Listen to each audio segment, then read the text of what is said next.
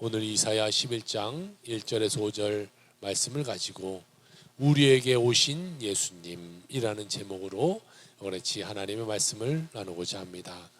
죄와 절망 가운데 살아가고 있는 온 인류를 구원하시기 위해서 예수님은 이 땅 가운데 오셨습니다. 예수님이 오심은 이 땅 가운데 가장 큰 기적이요, 가장 큰 축복이요, 가장 큰 은혜가 되는 것입니다. 예수님이 이 땅 가운데 오시기 전 700년 전에 이사야 선지자는 예수님이 다윗의 반열에서 오실 것이다 라는 것을 예언하고 있습니다.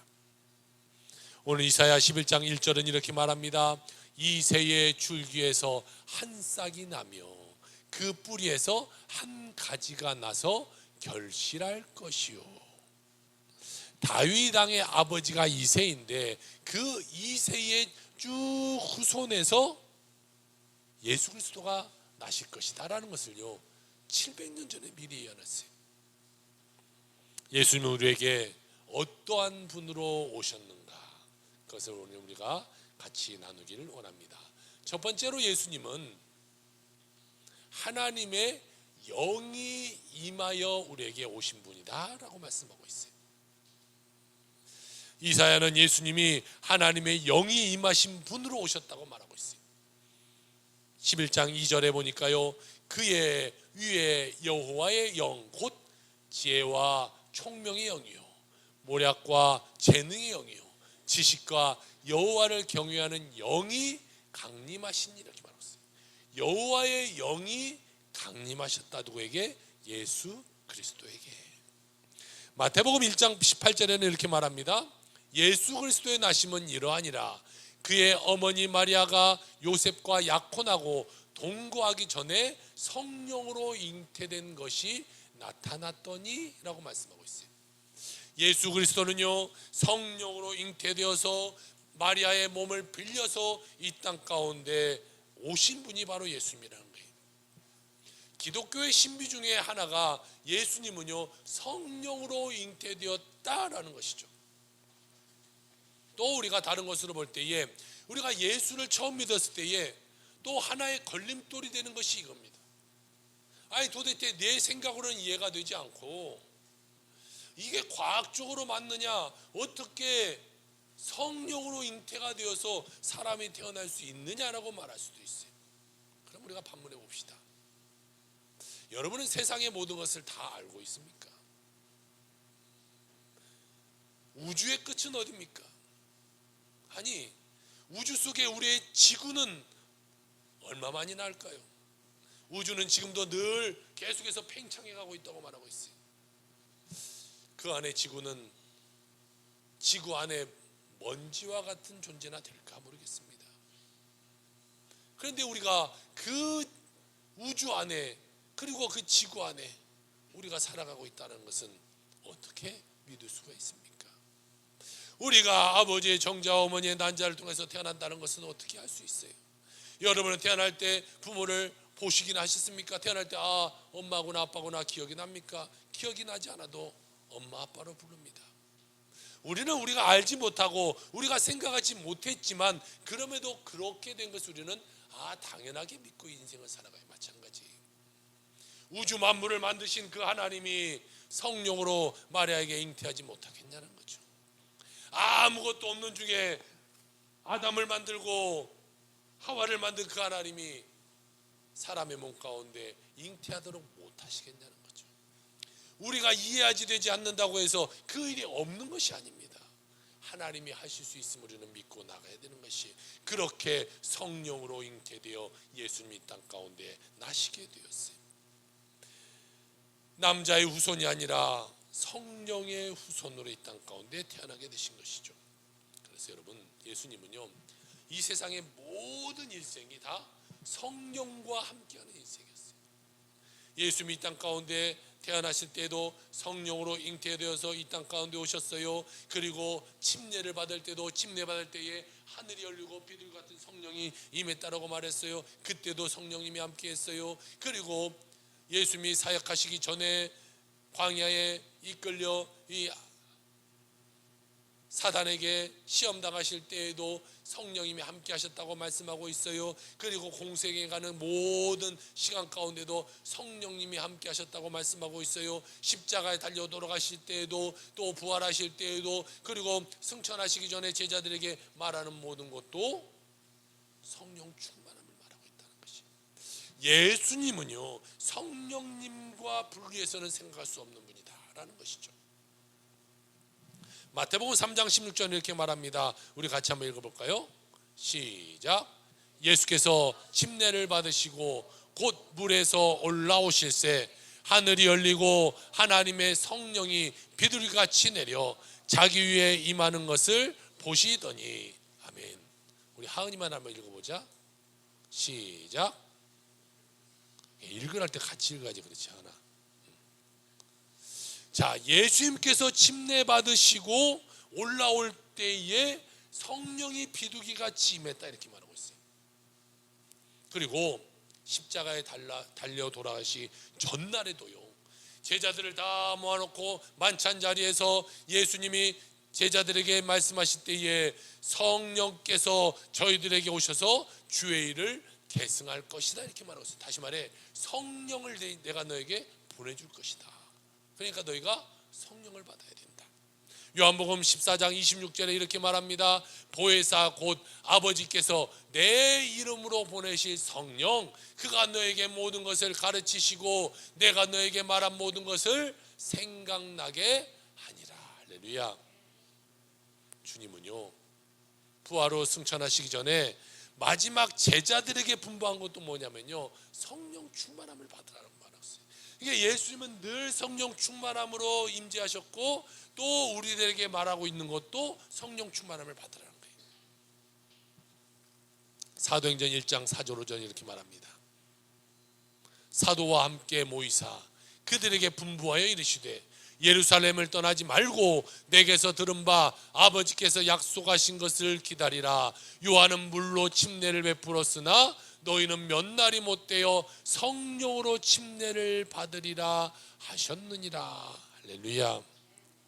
주님이 성령으로 이 땅 가운데 오셔서 공생애를 펼쳤듯이 우리도 예수 믿고 난 다음에는 성령 충만함을 받아야 된다는 거예요. 우리가 예수 믿고 성령 충만함을 받아도 되고 안 받아도 되는 것이 아니라 우리 모두는 성령 충만함을 받아야 우리는 제대로 된 신앙생활을 할 수 있게 되는 것이, 그래야 예수님을 닮는 삶을 살아갈 수 있게 되는 것입니다. 여러분이 삶을 살아가는데 왜 자꾸 지치고 문제되고 어렵고 고난당하고 실패하고 실수하는지 여러분 그 이유를 아십니까? 그 이유는 딱 하나예요. 왜 그러겠어요? 성령 충만 받지 못해서. 우리가 성령 충만하지 못하기 때문에 모든 일에 슬퍼하고 넘어지고 문제 가운데 있게 되는 거예요. 우리가 성령 충만함을 받아보세요. 모든 문제를 이기게 되고 모든 어려움을 이기게 되고 모든 아픔이 뚫어지게 되고 여러분의 맡겨있는 어떠한 큰 장벽이라 할지라도 우리는 그것을 뛰어넘을 수 있게 되게 된다는 것이. 여러분, 성령 충만 받아야 모든 문제 넉넉히 이기며 살아갈 수 있게 되는 것이. 제가 예전에 강기성 척추염으로 어쩌면 평생에 누워 살아가야 될 그런 인생이었는데 어떻게 제가 치료받고 이렇게 여러분 앞에 서서 말씀을 전할 수 있었겠습니까? 제가 강성 척추염으로 어쩌면 정말 평생 누워 살아야 될 것 같은, 천장관절이 아파서 아침에 일어나면요 30분에서 1시간 전혀 움직이지 못해요.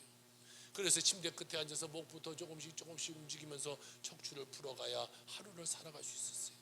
아침에 일어나서 30분 1시간 동안 척추에 너무 통증이 있어서요 정말 하루가 너무 괴롭기 시작했어요. 그러다가 천장관절이 다 염증이 생기고 그것이 이 고관절로 와서요 고관절이 아파서 걸음을 걷지 못해요. 더 심해지면 무릎 관절, 더 심해지면 척추로 올라가서 모든 관절들이 다 이렇게 붙어버리게 되는 그런 병이에요. 저는 그것을 가지고 기도원에 올라가서 정말 뜨겁게 기도했어요. 하나님이 고칠 줄 알면 난 절대 내려가지 않겠습니다. 하나님이 이기나 제가 이기나 한번 해봅시다. 정말 뜨겁게 기도하고 기도했을 때에 성령 충만함이 임하면서 하나님이 내가 너에게 치료했다, 네가 나았다라는 음성을 듣게 하셨고, 그 음성을 들음으로 말미암아 제가 힘과 용기가 된 거예요. 그래, 하나님 날 치료했구나.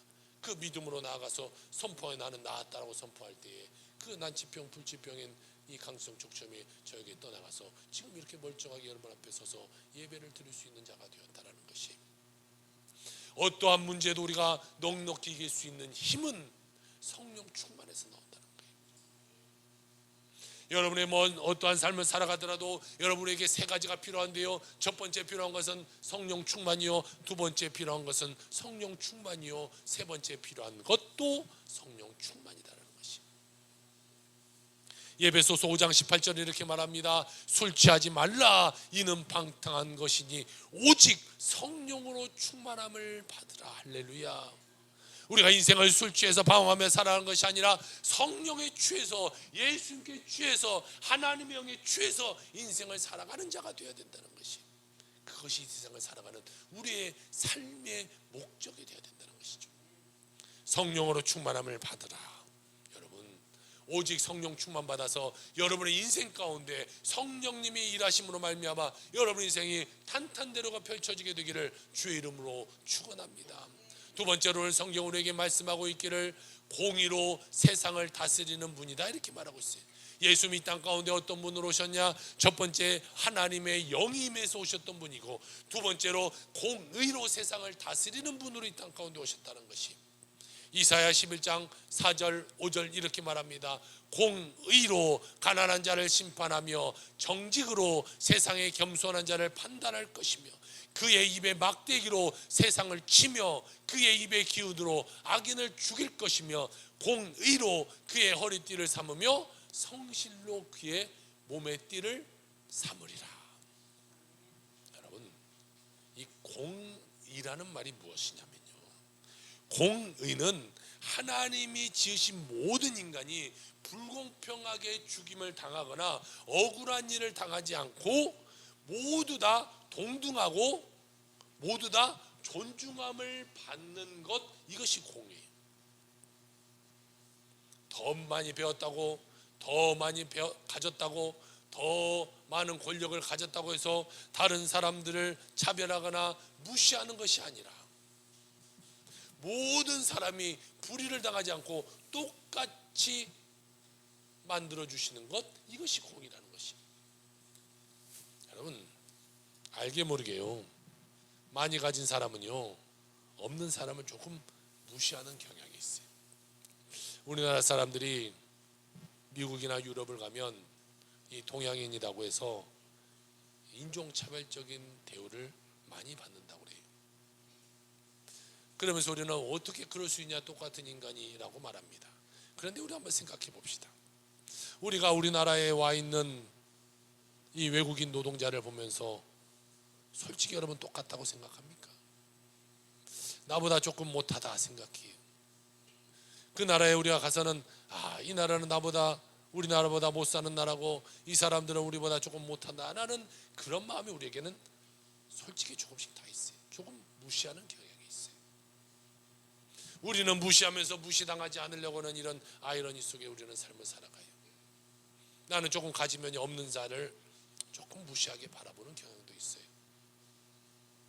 나는 높은 위치에 있으면 나보다 낮은 위치에 있는 사람을 좀 내려보는 그런 경향이 다 있어요.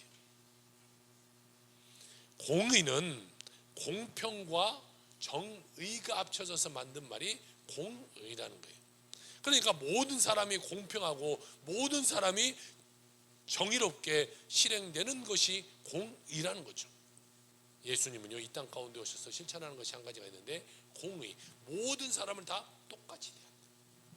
이 사람은 좀 잘났다고 높이는 거거나 저 사람 좀 높다고 해서 하나님, 예수님이 높여주는 것이 없었다는 것이, 예수님은요 오히려 소외당하고 가난하고 헐벗고 굶주림 당한 자들, 때로는 이 무시당하는 창녀, 이방인, 이런 사람들의 편이 되어서 예수님은 일하셨다는 거죠. 그러나 당시의 권력가들이나 또는 당시에 부패한 이 지도자들, 이들에게는요 예수님이 막 나무리기도 하셨어요. 성전에 들어가서 좋지 못한 것을 보고 예수님이 상을 다 뒤엎어버렸어요. 이 예수님도요, 좀 다혈질이 있었던 것 같아요. 못 참는 거에는 못 참는 거예요. 다 뒤엎어버려요. 그러면서 예수님도요, 막 이 회칠한 무덤과 같은 자들아, 뭐 이렇게 말해요. 또는 이 독사의 자식들. 성경에서 여러분 이게 굉장히 유하게 써놓으니까 독사의 자식이죠. 원래는 더 심하게 말해서 지구가 말하면 뭐 개, 뭐 아드님 뭐 이런 게 말했겠죠. 그 정도의 그런 막 예수님은 막 말하기도 했어요. 그러니까 이 하나님의 일과 반대되는 것은 예수님 막 불의가 일어나고. 그러나 예수님은 어렵고 힘든 자들을 늘 사랑으로 대했다는 것이죠.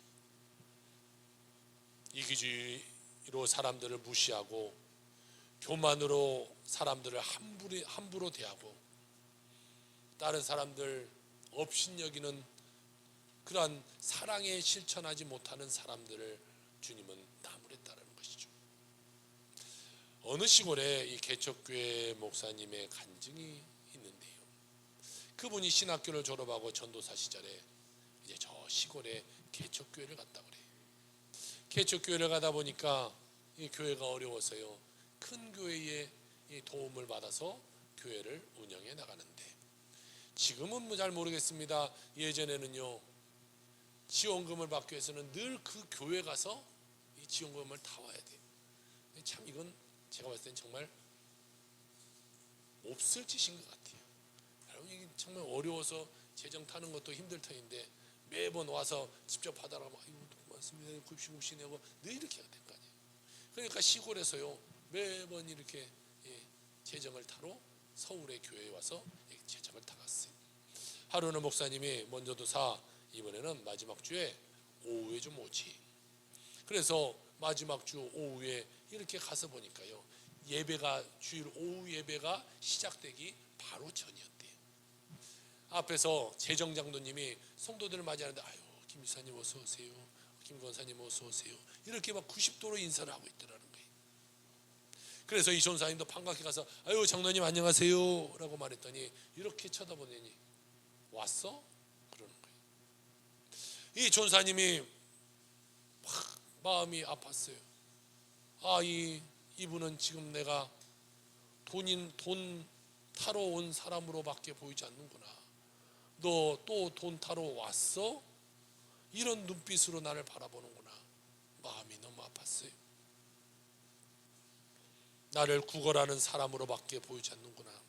그 후로 그 교회의 발길을 끊었다고 그래요. 그리고 교회 가서 하나님께 울면서 기도해서 하나님 제발 좀 우리 재정이 도움받지 않고 살 수 있도록 했어요.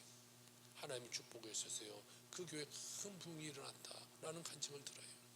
저희 교회도 개척 첫 달부터 저 짐바브웨를 위해서 우리가 선교하고 있어요.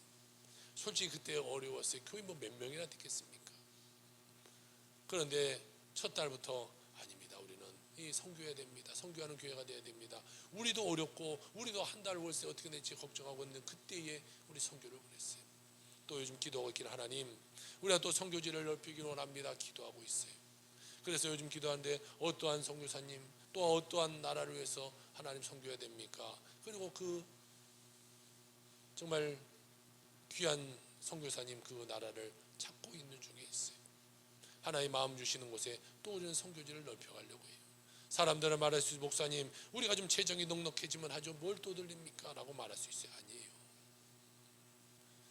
우리가 도와야 하나님도 우리를 도우는 거예요. 여러분, 돕는 것은요 내가 넉넉해서 돕는 것이 아니에요. 내가 많이 가졌다고 돕는 것이 아니에요. TV 속에 여러분 보잖아요. 연말되면 보잖아요. 어떤 힘든 할아버지가 어떤 할머니가 떡 팔아서 또 이 폐지 주어서 뭐 10만 원 20만 원을 거기다 갖다 줬더라. 이런 게 뉴스가 되잖아요. 그럼 사람들은 감동받는 거예요. 많은 사람이 가서 국회의원들이 뭐 막 싸놓고 사진 찰칵 이거 갖고 우리 감동받지 않잖아요. 없는 중에 힘든 중에 그럼 그때 우리가 돕는 것이 진짜 도움이고, 그때 도와야 나중에 우리가 물질이 넉넉함에도 더 많은 것을 도울 수 있게 되는 것이. 여러분 10만 원 버는 사람이 만 원 11조 하지 못하는데 나중에 1000만 원 벌어서 100만 원 11조 할 수 있겠습니까? 절대 못해요. 저는 아직도 꿈을 꾸고 있습니다. 이 지역의 어렵고 힘든 자들을 돕는 교회가 되기를 바라는 꿈을 꾸고 있어요. 우리가 잘 살고 있으니까 잘 보이지 않지만요, 이 지역에도 어렵고 힘든 자들이 참으로 많아요. 예전에도 한번 말씀드렸다시피 동탄 오동이 우리 화성시 중에 가장 가난한 사람이 사는 두 번째 동네래요. 하나는 어디 무슨 면 뭐 제가 기억이 나지도 않아요. 거기가 첫 번째, 근데 동탄 오동이 두 번째. 그러니까 우리가 조금만 눈을 돌려보면요, 우리 주위에도 어렵고 힘든 사람들이 많아요. 중학교, 고등학교를 다니는 아이가 알바를 해야만 가족이 먹고 살 수 있는 그런 가정도 많아요. 노인이 되었는데 자식이 돌봐주지 않는 그런 부부들도 많아요.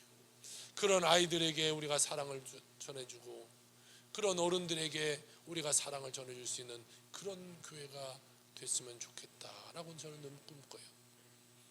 앞으로 50년 뒤에면 우리나라의 인구가 3,500만으로 줄는데요.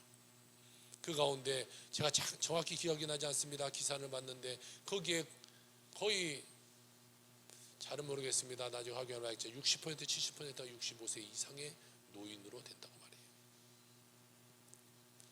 갈수록 우리나라는 힘들어져 가는 거예요. 그럴 때 그 어렵고 힘든 곳에 도움 줄 수 있는 그런 교회로 우리가 50년 뒤에 서가 있다면 얼마나 아름다운 교회가 되겠나. 정말 돈이 없어서 교육을 받지 못하는 그 아이들을 교회에 모아서 또 지역 이 센터를 만들고 아이들을 가르치고, 어른들을 모셔다가 또 매일매일의 삶 가운데 즐거움을 줄 수 있는 교회, 말씀을 가르칠 수 있는 교회가 되면 얼마나 좋을까. 저는 꿈을 꿔요. 그래서 교회가 저는 부흥되기를 그래서 바라는 거예요. 하나님, 많은 영혼도 보내주시고, 또 많은 영혼이 오다 보면 자동적으로 재정이 채워지고, 재정이 채워다 주면 그런 사람들을 도울 수 있는 하나님 땅도 주시고 건물도 주시고, 그래서 이 지역사회에 정말 꼭 필요한 교회, 교회만 막 빌딩만 세우는 교회가 아니라 지역에 힘쓸 수 있는 그런 교회가 되게 하시옵소서 기도하는 거예요. 여러분도 같이 기도해 주시고 우리 교회가 그런 교회로 성장하게 되기를 간절히 바랍니다. 우리가 하나님의 이름으로 도우면요, 하나님이 우리를 채워주는 거예요. 여러분, 이것이 뭐냐면 이것이 공의예요. 공의는 누구에게나 똑같이 예우하고 누구나 똑같이 존중하는 것, 이것이 공의예요. 이 공의는 늘 함께 해야 될 것이 있는데요, 사랑이라는 것이 함께 해야 돼요. 그래야 이것이 실천되는 거예요. 공의만 갖고 있어서는 안 돼요. 이거는 마치 이 법을 집행하는 것 같이밖에 안 돼요. 그 가운데 사랑이 같이 붙어 있어야 진정한 공의가 실천될 수 있게 되는 것이. 사랑하는 성도 여러분, 우리 모두가 귀한 사랑을 실천하는 복된 자녀들 다 되길 주의 이름으로 축복합니다. 그리고 우리가 교회가 정말로 그런 교회로 성장하게 되기를 주의 이름으로 바랍니다. 주님의 공의가 임할 때에 여러분, 이 땅 가운데 평화가 임하게 되게 되는 것입니다. 세 번째로 오늘 성경은 말하고 있기를, 예수님이 어떤 분으로 오셨냐? 평화의 왕으로 오셨다, 이렇게 말하고 있어요. 11장 6절에서 8절입니다. 같이 읽을까요? 시작. 그때에 이리가 어린 양과 함께 살며 표범이 어린 염소와 함께 누우며 송아지가 어린 사자가 살찐 짐승이 함께 있어 어린 아이에게 끌리며 암소와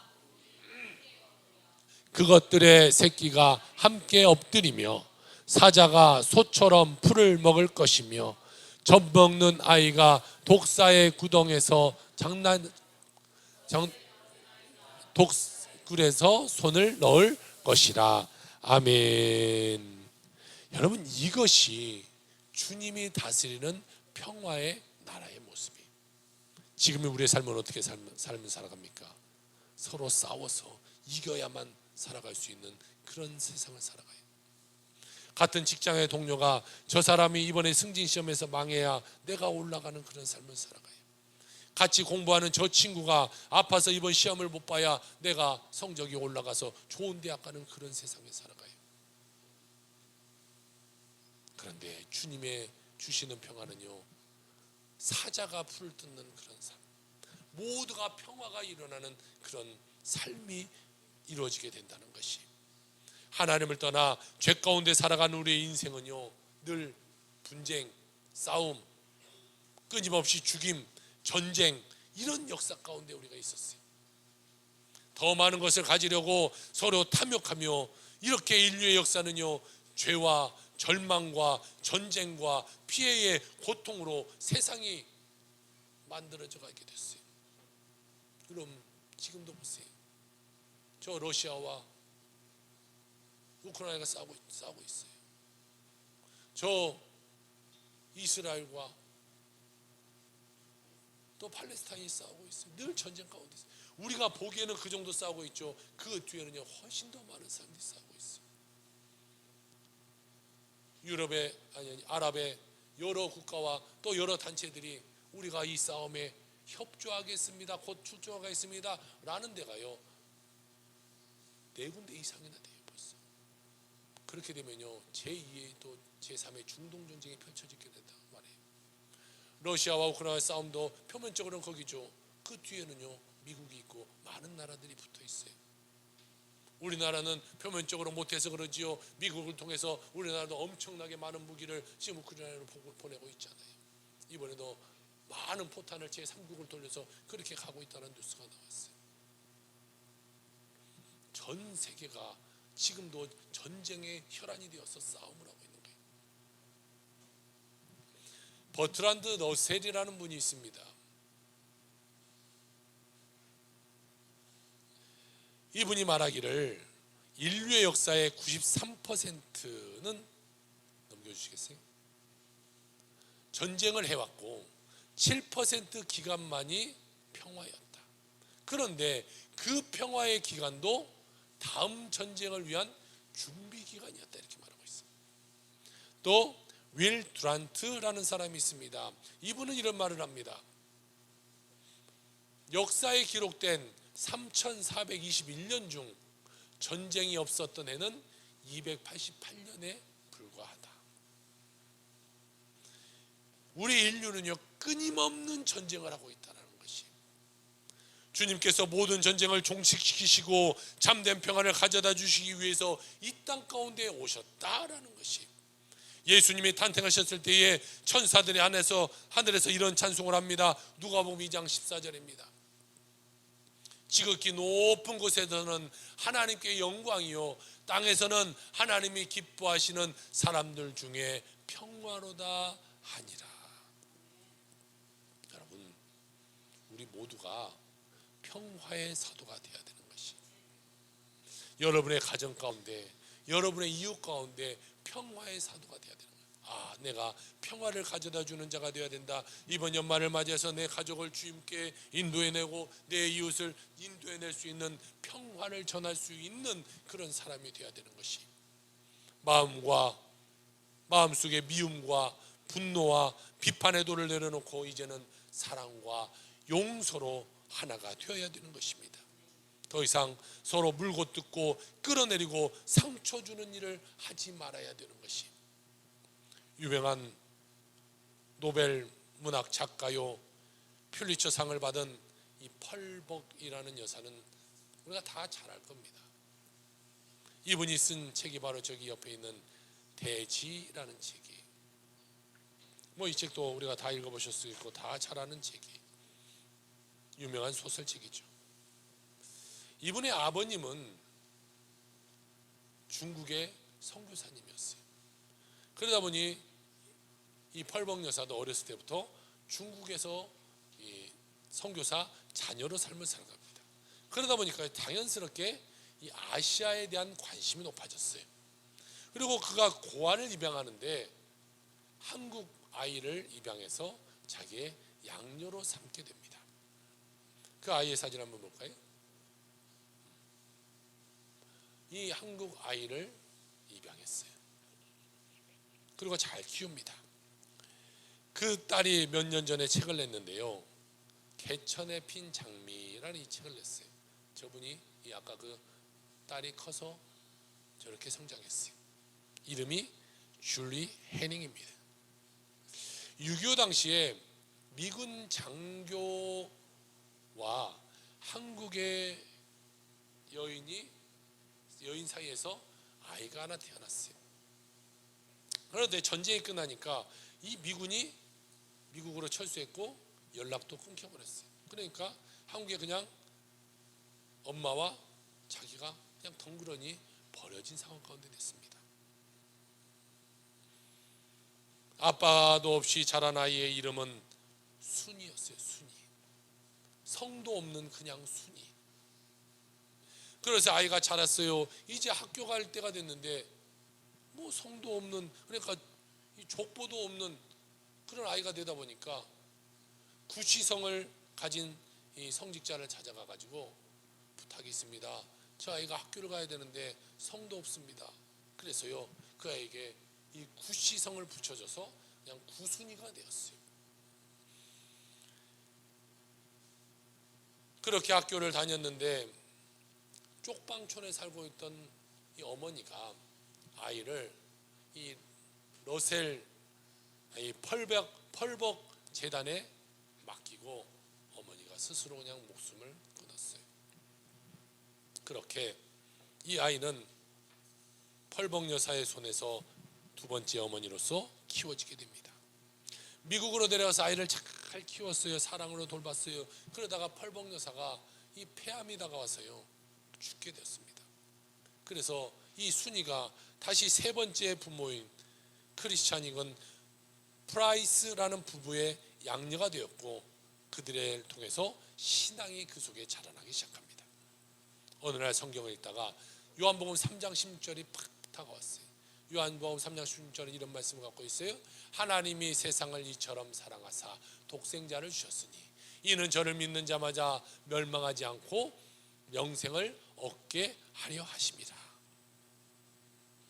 무엇 때문에 독생성자 예수께서 이 땅 가운데 오셨단 말입니까? 나같이 별 볼 일 없고 나같이 정말 버림받은 그런 아이를 통해서 주님이 왜 오셔서 이 나 같은 자를 위해서 왜 돌아가시냔 말입니까? 그러다가 요한복음 14장 6절의 말씀을 보는 순간에 마음속에 큰 은혜가 다가왔어요. 내가 곧 길이요 진리요 생명이니 나로 말미암지 않고서는 아버지께로 올 자가 없느니라. 주님 앞에 바짝 엎드려졌어요. 그러면서 그녀가 이런 고백을 합니다. 나와 같이 아무 쓸모도 없는 아시아계 미국인의 혼혈 아메라시안을 위한 구세주가 있을 수 있을까? 모든 걸 이해하지 못해도 예수님의 당신의 아들이라는 것을 믿습니다. 그녀는 내가 남은 여생 이제 주님을 위해서 헌신하며 살겠습니다 라고 고백하고 대학을 졸업하고 중학교 수학생이 되어서 25년간 교편 생활을 해요. 거기에서 좋은 동료 교사를 만나서 결혼을 하게 됩니다. 그런데 나중에 이 남편이 목사님이 되었어요. 남편 이름은 더그 해닉이라는 목사님인데 사진을 볼까요? 저 중간에 있는 분이 옛날 이름 순이, 그 다음에 가운데가 더그 해닉 목사님입니다. 이분과 귀한 사역을 지금도 감당하고 있는데요, 세상 사람들은 그를 혼혈이다, 사생하다 조롱했어요. 그러나 하나님은 그를 귀하게 보셨다는 것이, 줄리 해닝처럼 상처 입은 과거를 가진 사람들을 다 사랑으로 돌볼 수 있는 귀한 하나님의 사랑의 일꾼으로 세워주시게 된 것이죠.